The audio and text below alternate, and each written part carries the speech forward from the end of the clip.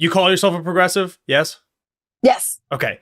I'm going to hit you with, I've never done this before, but I've also never had a candidate running specifically for a legislative seat on the show. Oh, I've had other candidates before, like Eugene was running for, is running for Attorney General. I've had State Representative Malcolm Kenyatta on the show, but he's running for Auditor General. So now I get to ask some, well, I guess that's not true. I had Ashley Ehouse, who was running for Congress on in 2020. But I'm going to ask you kind of like not a checklist of like, do you agree with me because we're progressives, but just kind of like, let's just go like down the line on issues and just get your perspective on things. So healthcare, what is your position on healthcare?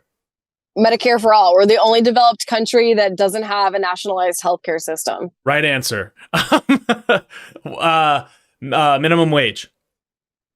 The minimum wage hasn't increased in years, and especially in Nashville. Like, I mean, right now, like 15 is almost too obtuse. Like, we need something more, like 20, 25. What is the minimum wage in Tennessee?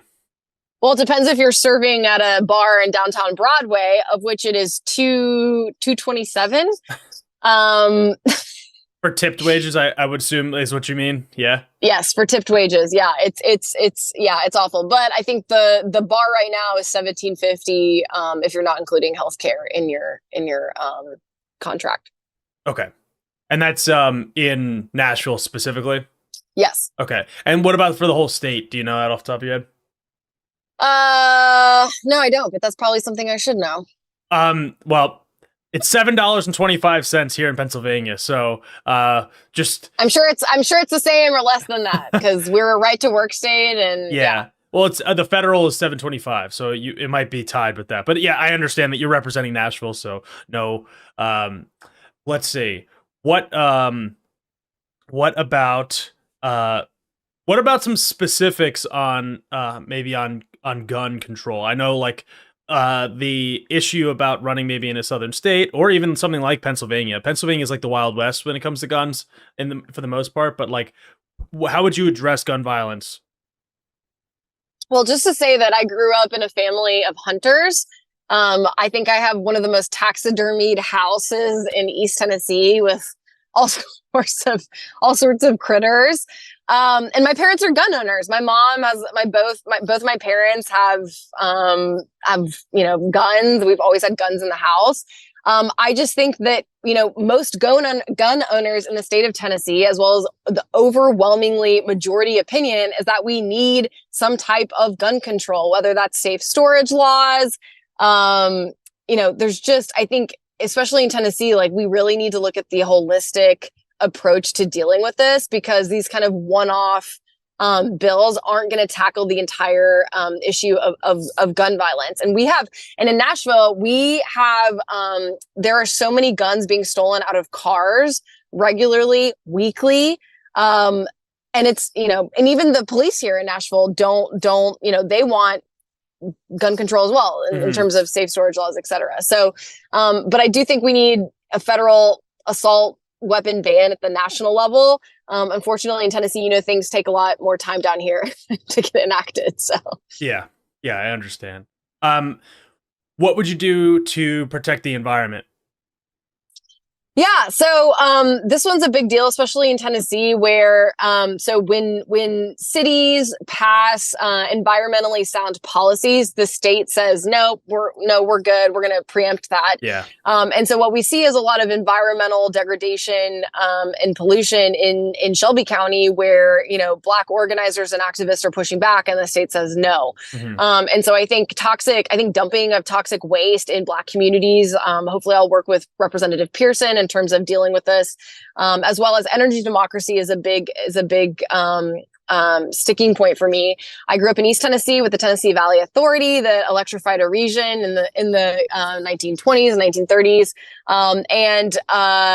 I've been involved in campaigns to increase transparency within TVA, as well as ensuring that communities are autonomously, operating in terms of their energy. So like, how can we support more communities in building their local internet instead of relying on ISPs like Comcast and AT&T? So I know that's kind of peripherally associated with the environment, but energy democracy is a big is a big platform policy of mine.